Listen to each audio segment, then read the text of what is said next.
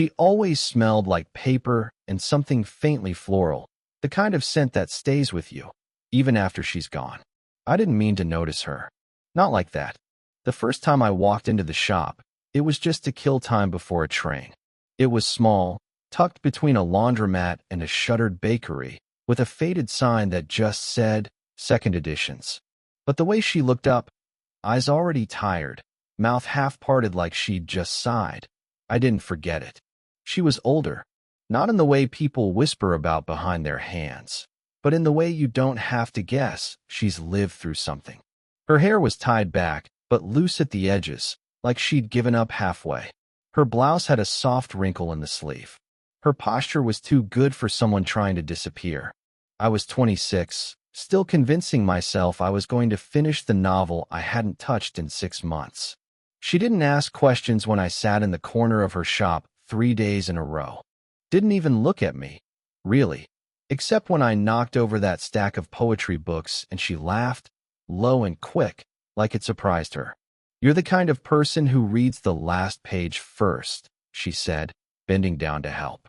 I'm the kind of person who buys books I never finish, I admitted. That made her smile, just barely. I think that was the first time I knew I'd come back. It became a quiet habit, not spoken, not planned. I'd sit by the window in the afternoons, pretending to write, while she moved around the shop, always careful not to disturb the silence. She never played music. The only sound was the occasional turn of a page, the kettle whistling behind the counter, or the soft squeak of the floorboards when she walked past. She never pried, and I never flirted, not really. There was too much distance between us for that. But some days, she'd rest a mug of tea on the edge of my table without asking. Other days, I'd leave behind a book with a folded note inside. Not love notes, just lines I'd written. Bits of dialogue, small observations. Then one Tuesday, as she dusted off the shelf near me, she paused, fingers lingering on a spine. Her voice was softer than usual. You always notice the little things. She didn't look at me when she said it. I sat back, heart tight in my throat. That a bad thing? No, she hesitated. It's just unusual.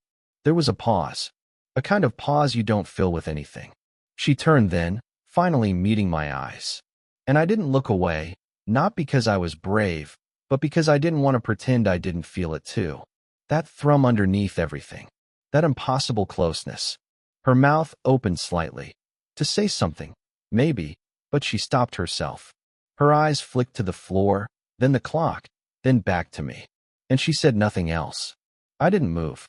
She walked toward the counter like nothing had happened, but her shoulders were tense, and she wiped the same spot on the register 3 times. I should have said something. I wanted to. But then, the doorbell rang. Not the shop's front bell. No, this one came from the back entrance. The one I'd never seen her use. She froze. Her hand hovered over the drawer. And just before she turned away, her eyes flicked to me. Only for a second. But everything in them had changed. I didn't ask who it was at the back door. Didn't have to. She came back 10 minutes later, face composed, but tighter somehow.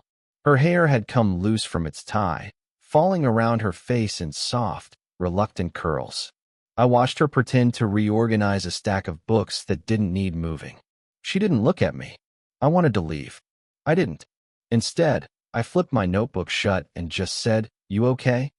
She glanced at me, surprised, maybe because I asked, or maybe because she hadn't realized I was still there. "Fine," she said, then quieter. "Just someone from a long time ago." I didn't push. I'd learned by then. She gave things slowly, like turning pages she wasn't sure she wanted read. I waited a beat. An X. That made her laugh. Not the light kind, but the sharp one people use when you've touched something sore. Something like that. The silence that followed wasn't awkward. It was full. Over the next few weeks, something shifted. I started coming later in the day, when the light stretched low across the floor and the city felt quieter. She started sitting across from me, never too close, just near enough that our knees almost touched beneath the table. Some evenings, she'd ask me what I was writing, and I'd show her a paragraph. She rarely commented on it. but she'd trace her fingers along the edge of the page like it meant something.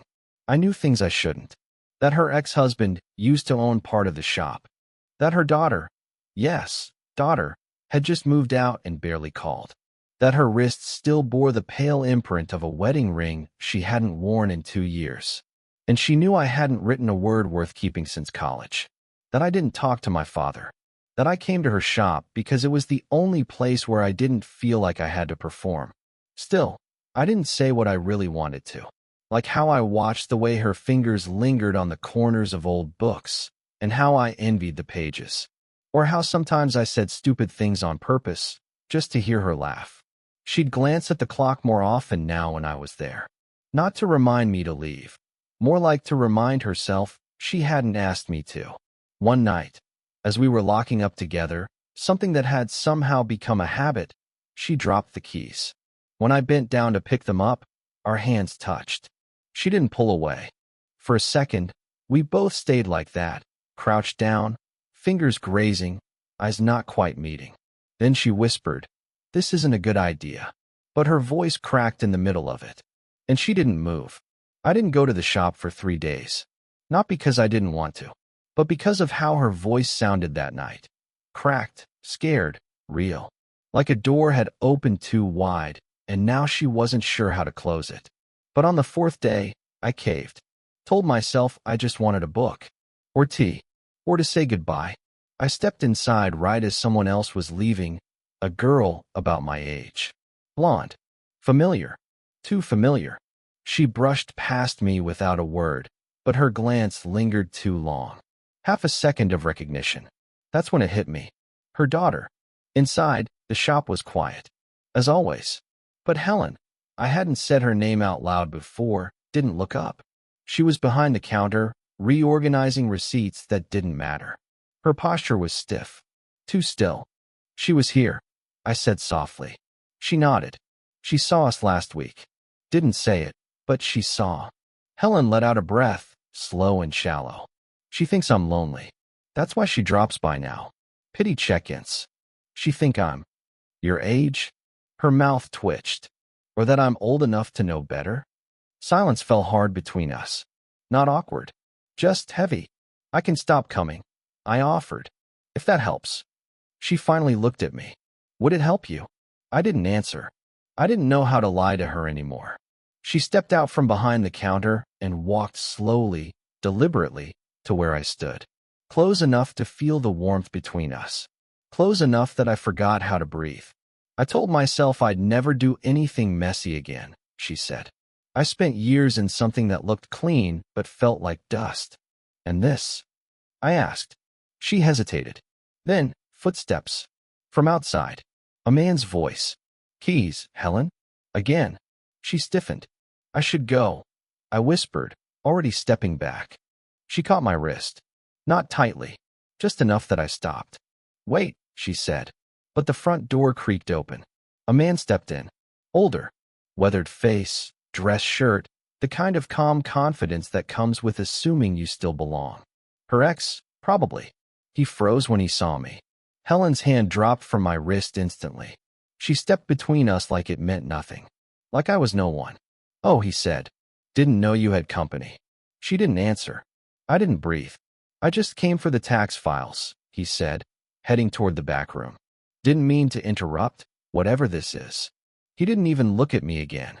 When the door shut behind him, she still didn't face me. I wasn't hiding you, she said. But you didn't correct him either. She looked up then, eyes tired and burning all at once. Because I don't know what this is. I stepped forward, just once. Close again. Almost touching. I do, I said. And for one suspended second, she leaned in. But then she blinked, stepped back, and whispered, Not yet. I didn't sleep. Not the night after she stepped away from me. Not the night after that. Every sentence I tried to write ended in her voice, quiet, breaking, saying, Not yet. But it wasn't just what she said. It was how close she had let me get, and then taken it back. So on Friday, I showed up just before closing, heart full of something I couldn't name, fists stuffed in my coat pockets so I wouldn't reach for her like I always wanted to. She was shelving books near the poetry section, back turned, unaware. Or pretending to be. I saw her again, I said, voice flat. Helen turned slowly. Who? Your daughter. That caught her off guard. Her face shifted. Where? Coffee shop on 6th. She saw me. She smiled like she knew something I didn't. Helen exhaled through her nose. She's protective. She looked amused. Helen. Silence. I walked closer. You told her, didn't you? She asked. She said simply. And what did you say? That it's not what she thinks. Isn't it? Her jaw tensed. You're angry. I'm confused. I swallowed hard. I sit here, day after day, writing in the margins of books, just so I have an excuse to be near you. And you let me. You let me. But then you disappear. She blinked. Once. Twice. You're young. This is temporary for you. No, it isn't. It should be. Her voice cracked at the edge, and for the first time I saw it. Not just her fear, but mine too. The ache of knowing I couldn't be casual about her. That I didn't want light, or simple, or clean. I watch you shelve books just so I don't have to look at your mouth when you talk, I said. Because I won't be able to stop myself. Her hand twitched against the spine of a hardcover. Don't. Don't what? Don't make me want this more than I already do. The shop was too quiet. The hum of the old heater, the distant buzz of a street lamp outside, the faint sound of my own heartbeat. It all seemed too loud in that silence between us. I'm tired, she whispered, of ruining things. I'm not something to ruin. Her eyes met mine, finally, fully. There was heat there. Pain, too. But mostly the look of someone who's lost before and doesn't know if they can survive it again. I took a step, then another. We stood inches apart. Her breath hitched. My hand reached for hers, slowly, giving her time to pull away. She didn't. You think I don't feel it? She said. You think I haven't been dreaming about this? Every night, I'm counting the reasons not to let it happen. And I'm running out. Just then, the shop lights flickered. A fuse. Or maybe something else. We didn't move. And that's where we stayed. On the edge of the one thing we both knew we wouldn't come back from. I should have known something was off when I walked into the shop and the lights were already on. It was early. Earlier than I ever came. But something about the way she said, I'm running out, had kept me up all night. I needed to see her. Say it, finally. Ask if she wanted this, for real. No more pretending. But the moment I stepped inside, I saw them. Her. And him. Not the ex-someone else. Younger. Clean-cut. The kind of guy who looked like he read self-help books and remembered to bring flowers. They were standing too close near the counter. He was laughing. She was smiling. Soft. The kind of smile she never gave me so easily. She didn't see me right away. When she finally did, her face shifted. Like a curtain fell. She stepped back from him, subtle but immediate. Hey, she said too casually. You're early. The guy turned toward me. You must be Caleb. I blinked. Yeah. Sorry. Have we? I'm Nathan, he said, extending a hand I didn't take. Helen's friend. That word, friend, landed like a slap. Oh, I managed. Helen was looking at me now with that same tired softness she wore like armor. We were just catching up. He's in town for a few days. Nathan smiled. She told me about your writing. Says you're good. I didn't answer. My chest felt tight. He grabbed his coat and kissed her cheek. Too familiar, too rehearsed, then turned to me. Nice meeting you, man. Keep writing. When the door closed behind him, the silence felt different. Not full, just hollow.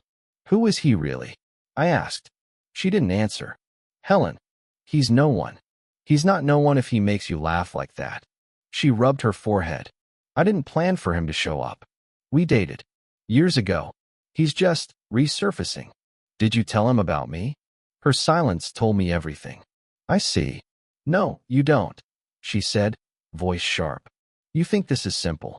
You think I can just open the door and let everything fall into place. But I'm not you. I don't get to make reckless choices anymore. Wanting me is reckless? She looked at me then, finally. Yes, because if I want you, I have something to lose again. That stung, more than I wanted to admit. I'm not asking you to lose anything, I said. I'm asking you to choose something. Her hands trembled, just barely. She tucked them into her sleeves. You came here early to say something, she said. So say it. I swallowed. I love you. The words landed between us, fragile and huge. And just as she opened her mouth to respond, her phone buzzed. A message. She glanced at the screen. Her expression changed. What is it? I asked. She looked up at me slowly. My daughter, she said. She knows everything. She didn't speak right away, just stared down at her phone like the words on the screen had cracked something open in her. I stayed still, afraid if I moved, she'd disappear, into silence, into guilt, into the same distance she always used to protect herself. What did she say? I asked quietly. Helen blinked slowly. She asked if I was in love with you. I swallowed, the air suddenly too thin. And she said it would be pathetic if I was. That landed like glass shattering across the floor. I looked away. I didn't want her to see the flush rising in my face. Embarrassment. Anger. Something worse. I guess that's her answer, then, I said, stepping back. But she didn't let me get far. She's angry, Helen said. But she's not wrong. I've spent so long trying to be safe. Manageable. Like love has an age limit, or a timeline, or rules. And then you walked in and wrecked all of that. Wrecked? I repeated. Great. That's what I wanted to hear. She closed the space between us, not with urgency, but with the kind of quiet desperation that only comes from knowing you're one breath away from never having the chance again. You made me feel something I thought I'd buried, she said. And yes, I was scared. I am scared. Because I can't do casual, and I can't promise I won't mess it up. I looked at her, really looked. Her eyes weren't tired now. They were wide, raw, scared, yes, but open. I didn't come here to ruin your life, I said. I came because I couldn't stop thinking about you. The way you wipe down the counter even when it's already clean. The way you laugh when you think no one's listening. The way you say my name like it's been sitting on your tongue for days. Her breath caught. Her eyes glistened. And yeah, maybe this is messy, I said. But it's real, isn't it? Helen nodded once, a shaky motion. It is. So then what? I asked. We just pretend it didn't happen? Go back to being strangers who don't touch. She looked away, toward the back of the shop where the light always flickered. I don't want to lose her, she whispered. She's the only family I have. I stepped closer. Then don't lose her. But don't lose this either. She turned back to me, and for the first time, didn't hesitate. She reached out and took my hand. I don't know how this ends, she said, voice trembling. But I want to start. I squeezed her fingers gently, grounding myself. And then we stood there, two people on the edge of something terrifying and beautiful, holding hands like it might be enough to keep us from falling. Neither of us moved. Not yet. But we didn't let go. It didn't happen all at once. There was no dramatic kiss in the rain. No public confession. Just small things, the kind she used to pretend she didn't care about, and I used to write poems about and throw away. The next day, I found a note on the counter. Closed today. Needed air. I almost panicked. Thought she'd changed her mind. But when I turned the note over, there was a sentence scrawled in her uneven, beautiful handwriting. Come find me if you still mean it. I found her on the rooftop of the building next door, legs dangling over the edge, sipping lukewarm tea from a chipped mug. She didn't look surprised to see me. We didn't say much. She just held out the mug, and I took a sip, even though it tasted like steeped regret and stubbornness. I told her, Helen said, eyes still on the skyline. I told my daughter the truth, that I love you, and I don't know what comes next, but that I won't lie about it. And I asked. She cried. Then she said she needed time. She paused. But she didn't call me pathetic. I smiled. Progress. That night, we didn't touch. Didn't kiss.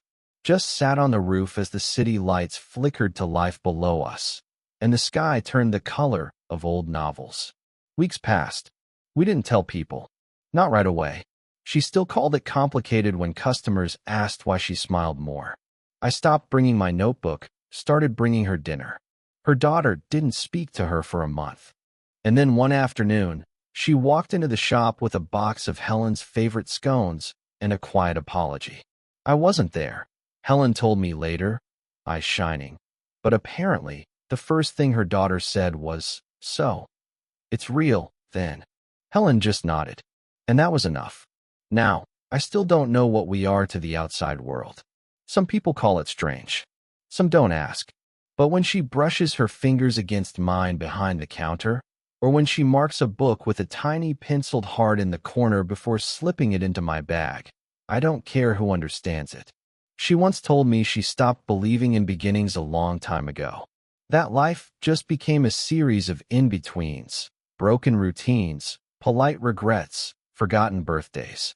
But now, when she wakes up beside me and rests her head on my chest before either of us speaks, she says it feels like starting over without having to go back.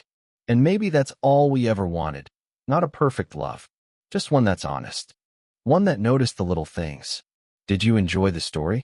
What kind of stories would you like to hear next?